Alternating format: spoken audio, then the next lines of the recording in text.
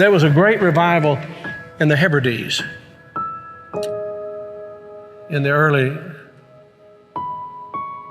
1900s.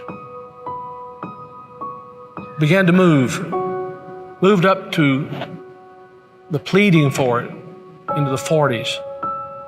Maybe we could say it topped out in the early 50s.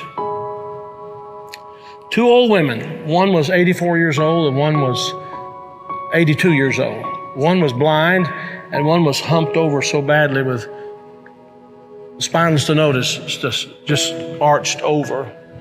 But they had passion for revival. They wanted God to work. This is what happened. They couldn't even get out to the church to pray. They couldn't even get out to the church to worship.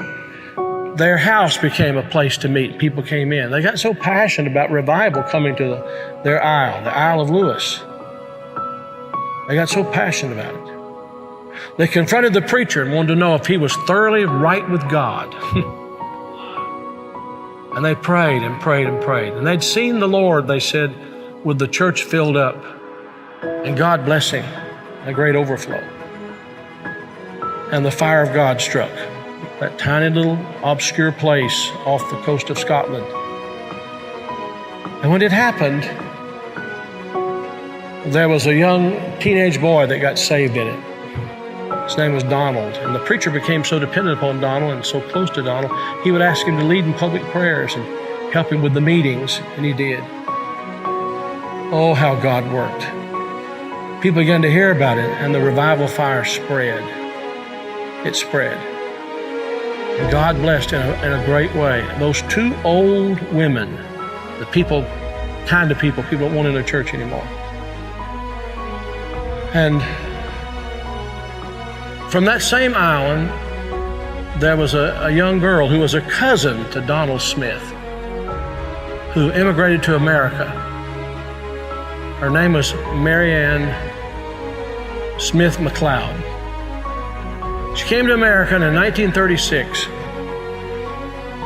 She met a man named Fred, and they were married. They fell in love. They were married.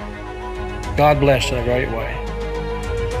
And those old women were her aunts. And they came out of that fiery revival, They really experienced revival. And they sent a Bible, a copy of the Word of God that had been used in a special way in that revival, to Marianne. She started having children. I think it was 1937, she had her first child. They named him after his father, Fred. Then she had her second child, named after herself, Marianne.